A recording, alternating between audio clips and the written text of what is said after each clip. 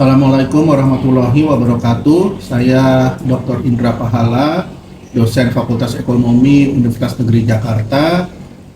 Pada kali ini mahasiswa saya dari kelas S1 Akuntansi A, kelas angkatan 2022 akan mempresentasikan salah satu materi dari mata kuliah akuntansi pajak. Mari bersama-sama kita menyimak apa yang disampaikan oleh mahasiswa saya pada kali ini. Terima kasih. Wassalamualaikum warahmatullahi wabarakatuh. Assalamualaikum warahmatullahi wabarakatuh. Sebelumnya, perkenalkan kami dari Program Studi S1 Akuntansi Kelas A Fakultas Ekonomi Universitas Negeri Jakarta dengan dosen pengampu Dr. Indra Pahala, MSI. Pada video kali ini, kami akan menjelaskan materi mengenai pajak penghasilan pasal 24. Sebelum itu, izinkan saya untuk memperkenalkan anggota kelompok 10 S1 Akuntansi Kelas A ini. Pertama-tama ada saya sendiri, Raisa Naila dengan NIM 17066224046. Selanjutnya ada rekan saya, Elvina Widyahani Dalimunte dengan NIM 17066224082. Dan rekan saya lainnya ada Mariska Nur Hanifah dengan NIM 20231130053. Yang pertama, ada pengertian dari pajak penghasilan pasal 24, di mana pajak penghasilan pasal 24 ini merupakan pajak yang terhutang atau dibayarkan di luar negeri atas penghasilan yang diterima atau diperoleh dari luar negeri, yang dapat dikreditkan terhadap pajak penghasilan terhutang atas seluruh penghasilan wajib pajak atau yang biasa disingkat WP dalam negeri, dengan tujuan untuk pengkreditan untuk menghindari pajak berganda, dengan jumlah yang dikreditkan tidak melebihi perhitungan pajak terhutang, dan tata cara pengkreditan berdasarkan pasal 24 Undang-Undang Pajak Penghasilan yang diikuti dengan keputusan Menteri Keuangan. Kemudian ada pajak penghasilan pasal 24 dalam akuntansi komersial, di mana masalah penggabungan penghasilan ini wajib pajak dari aktivitas bisnis dalam negeri atau domestik akan digabungkan dengan penghasilan dari luar negeri, baik penghasilan berupa bisnis profit maupun dari investasi. Dan penghasilan yang diperoleh wajib pajak dari berbagai sumber karena faktor investasi harus dilaporkan dalam laporan keuangan, yang bentuk laporannya diatur dalam PSAK nomor 4 revisi 2009. Selanjutnya ada laporan keuangan konsolidasian dan laporan keuangan tersendiri yang diatur dalam PSAK nomor 4 revisi 2009, di mana hal tersebut mengatur masalah penyusunan dan penyajian laporan keuangan konsolidasian untuk sekelompok entitas yang berbeda dalam pengendalian suatu entitas induk, namun tidak berhubungan dengan metode akuntansi untuk kombinasi bisnis dan dampaknya dalam konsolidasian. Nah, dalam PSAK nomor 4 ini ada dua macam laporan keuangan, di mana yang pertama ada laporan keuangan konsolidasian, di mana laporan keuangan suatu kelompok usaha yang disajikan sebagai suatu entitas ekonomi tunggal. Dan yang kedua, ada laporan keuangan tersendiri, di mana laporan keuangan yang disajikan oleh entitas induk yang mencatat investasi pada entitas anak, entitas asosiasi, dan pengendalian bersama entitas berdasarkan kepemilikan ekuitas langsung, bukan berdasarkan hasil dan aset neto investi. Selanjutnya ada pengkreditan dan penentuan sumber penghasilan, di mana menghitung batas jumlah pajak yang boleh dikreditkan, terdapat beberapa sumber penghasilan yang ditetapkan. Yang pertama ada penghasilan dari saham atau sekuritas, atau keuntungan pengalihan saham atau sekuritas lain. Yang kedua ada penghasilan berupa bunga, royalti, dan sewa sehubungan penggunaan harta bergerak. Yang ketiga ada penghasilan sewa sehubungan dengan penggunaan harta tidak bergerak. Yang keempat ada penghasilan berupa imbalan terkait desa, pekerjaan, dan kegiatan. Yang kelima ada penghasilan BUT. Yang keenam, ada penghasilan dari pengalihan hak penambangan atau tanda pemberian modal kepada perusahaan penambangan. Yang ketujuh, ada keuntungan karena pengalihan harta tetap. Dan yang ke-8, ada keuntungan karena pengalihan harta yang menjadi bagian dari suatu BUT. Nah, untuk pengkreditan dan penentuan sumber penghasilan ini ada sedikit catatan, di mana apabila terjadi suatu pengurangan atau pengembalian pajak atas penghasilan yang dibayar di luar negeri, sehingga suatu pajak yang dapat dikreditkan di Indonesia menjadi lebih kecil dari besarnya perhitungan semula, maka selisihnya ditambahkan pada pajak penghasilan yang terhutang menurut Undang-Undang Pajak Penghasilan.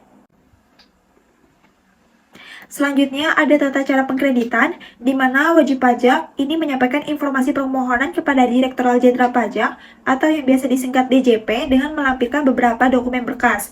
Yang pertama ada laporan keuangan dari penghasilan luar negeri. Yang kedua ada fotokopi surat pemberitahuan pajak atau tax return yang disiapkan di luar negeri.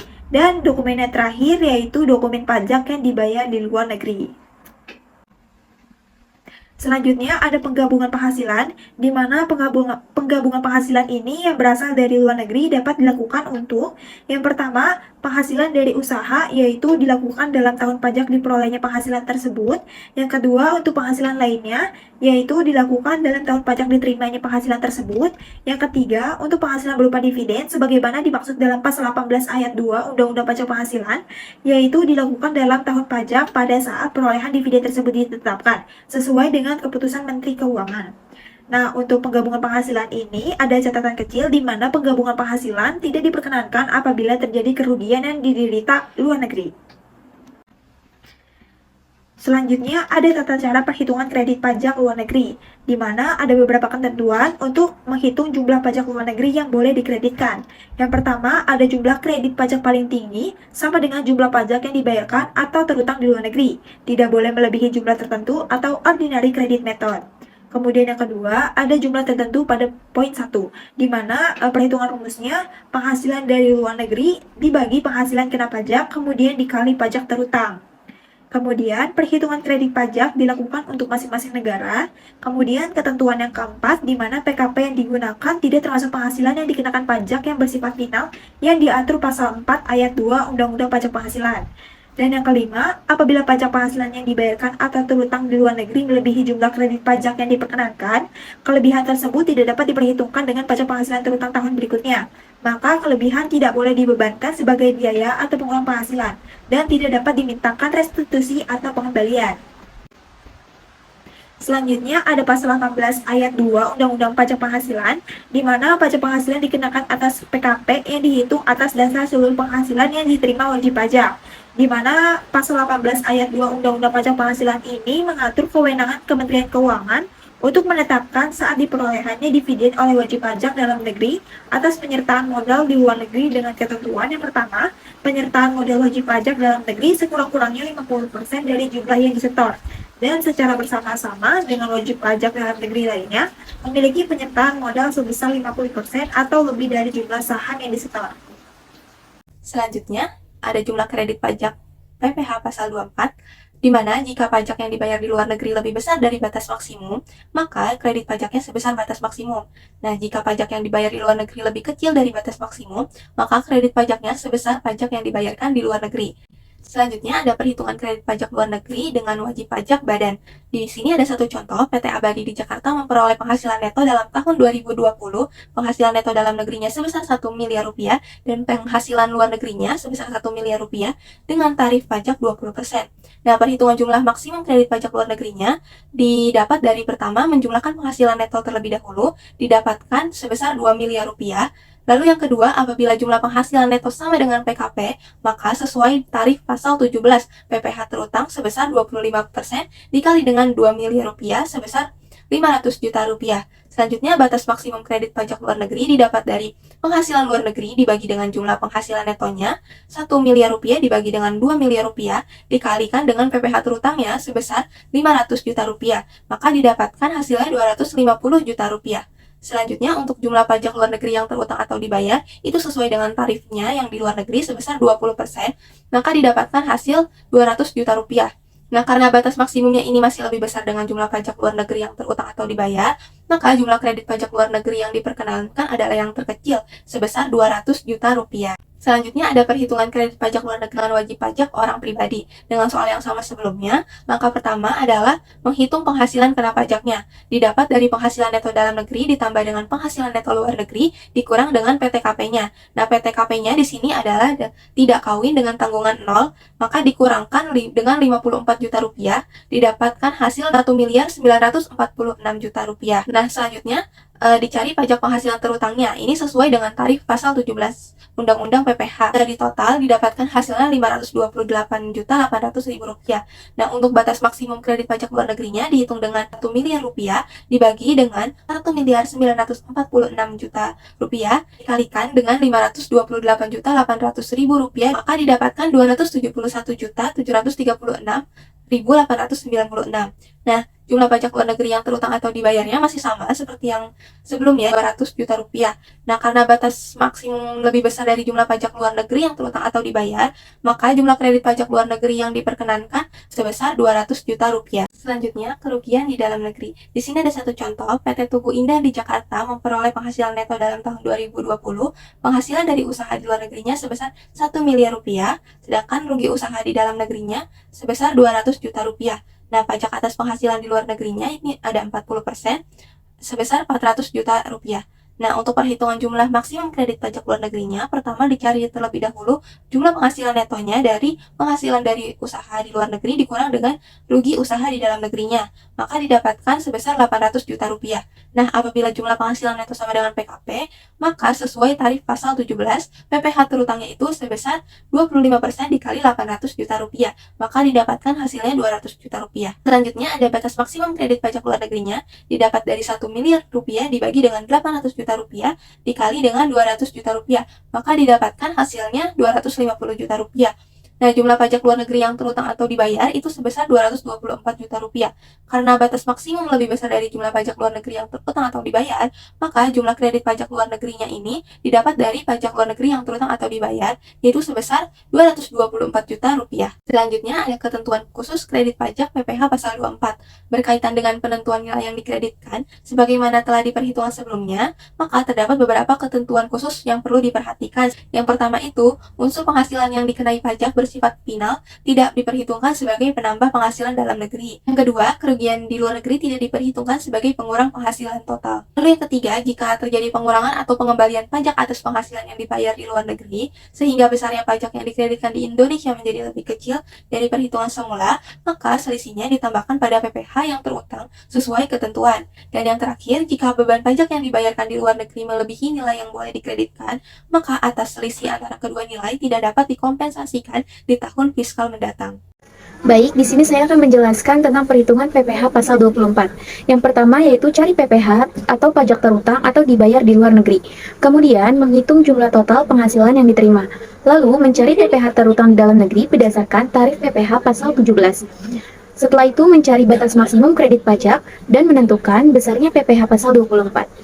Catatan, pengurangan atau pengembalian PPh luar negeri ditambahkan pada pajak terutang WP pada tahun pengurangan atau pengembalian. Berikut ini perubahan besarnya penghasilan luar negeri. Yang pertama, WP harus melakukan pembetulan SPT untuk tahun yang berjalan dengan melampirkan dokumen terkait. Yang kedua, jika penghasilan LN lebih besar, maka pajak terutang LN lebih besar daripada yang dilaporkan dalam SPT. Yang ketiga, jika pajak PLN kurang dibayar, maka terdapat kemungkinan PPh di Indonesia juga kurang dibayar. Kemudian, jika perubahan tersebut dilakukan sendiri oleh WP, maka kekurangan tidak akan dikenakan bunga. Dan jika penghasilan LN lebih kecil, maka pajak terutang LN lebih kecil dan pajak terutang DN juga lebih kecil, sehingga kelebihan pajak dapat dikembalikan kepada WP setelah diperhitungkan pajak lainnya. Pencatatan transaksi PPh pasal 24. Saat menerima penghasilan dari luar negeri, pendapatan akan diakui sebesar seluruh pendapatan. Kemudian, pajak yang telah dibayar dianggap sebagai pajak dibayar di muka. Lalu, pada saat akhir tahun, pajak yang telah dibayarkan akan dibebankan, walaupun yang boleh dikreditkan mungkin lebih kecil dari jumlah yang dibayarkan. Baik, berikut ini perhitungan PPh pasal 24 yang dapat dikreditkan. Perhitungan yang pertama yaitu pada negara Singapura kita mendapatkan laba sebesar 2 miliar dikalikan dengan 20%, maka hasilnya sebesar 400 juta rupiah. Kemudian di negara Inggris, 3 miliar dikalikan dengan 30%, hasilnya 900 juta rupiah. Lalu di negara Amerika, sebesar 4 miliar dikalikan dengan 28%, hasilnya sebesar 1 miliar 120 juta rupiah. Setelah itu kita menggabungkan penghasilan dari beberapa negara di mana tempat kita mendirikan suatu usaha, yaitu negara Singapura, Inggris, Amerika, dan Indonesia. Negara Singapura kita menghasilkan laba sebesar 2 miliar, di negara Inggris kita menghasilkan laba sebesar 3 miliar, di negara Amerika kita menghasilkan laba sebesar 4 miliar, lalu di Indonesia kita rugi sebesar 1 miliar. Jadi rugi ini mengurangi laba. Totalnya yaitu kita menerima penghasilan sebesar 8 miliar. PPh 24 terutangnya adalah tarif PPh dikalikan dengan total penghasilan yang diterima, yaitu 22% dikalikan dengan 8 miliar. Hasilnya sebesar 1 miliar 760 juta rupiah. Baik, kita lanjut ke perhitungan yang kedua, yaitu menggunakan rumus penghasilan luar negeri dibagi total penghasilan yang diterima dikali dengan pajak terutangnya. Yang pertama yaitu negara Singapura, kita menghasilkan laba sebesar 2 miliar dengan total keseluruhan pendapatan kita yaitu 8 miliar. Dikalikan dengan pajak terutangnya yang tadi sudah kita hitung yaitu sebesar 1 miliar 760 juta. Maka hasilnya sebesar 440 juta rupiah untuk negara Singapura. Lalu yang kedua untuk negara Inggris, kita menerima penghasilan sebesar 3 miliar dengan dibagi dengan total keseluruhan yaitu 8 miliar dikalikan dengan pajak terutangnya 1 miliar 760 juta rupiah. Maka menghasilkan sebesar 660 juta rupiah untuk negara Inggris. Lalu yang ketiga untuk negara Amerika, yaitu kita menerima penghasilan sebesar 4 miliar dengan total penghasilan dari seluruh negara, yaitu 8 miliar dikalikan dengan 1.760 miliar. Maka hasilnya 880 juta untuk negara Amerika. Setelah itu kita akan menggabungkan penghasilannya dari negara-negara tersebut. Yang pertama yaitu Singapura sebesar 440 juta rupiah, Inggris sebesar 660 juta rupiah, kemudian Amerika sebesar 880 juta rupiah. Jadi total penghasilannya sebesar 1 miliar 980 juta rupiah. Adapun PPh 24 yang dapat dikreditkannya yaitu sebesar 1 miliar 760 juta rupiah. Baik, langkah selanjutnya yaitu melakukan penjurnalan atas transaksi tersebut. Yang pertama yaitu menjurnal pada saat penerimaan penghasilan luar negeri. Pertama-tama kita mengkredit akun pendapatan sebesar 9 miliar yang diperoleh dari total keseluruhan penghasilan yang kita terima di luar negeri, yaitu dari negara Singapura sebesar 2 miliar, dari negara Inggris sebesar 3 miliar, dan dari negara Amerika sebesar 5 miliar. Jadi totalnya itu 9 miliar rupiah. Kemudian tadi kita kalau pajak yang telah dibayarkan itu dianggap sebagai pajak dibayar di muka. Nah, maka kita mendebit akun pajak dibayar di mukanya sebesar nominal pajak terutangnya, yaitu 1 miliar 760 juta rupiah. Nah, jadi kita menerima kasnya sebesar berapa? Jadi 9 miliar dikurangi dengan 1 miliar 760 juta rupiah. Hasilnya 7 miliar 240 juta rupiah. Baik, jurnal yang kedua yaitu pada saat perhitungan PPh akhir tahun. Kita mendebit akun beban pajak sebesar pajak terutangnya yaitu 1 miliar 760 juta rupiah dengan mengkredit pajak dibayar di mukanya sebesar 1 miliar 760 juta rupiah. Nah, kenapa di sini utang pajaknya 0? Karena kita sudah membayarkan pajak terutangnya.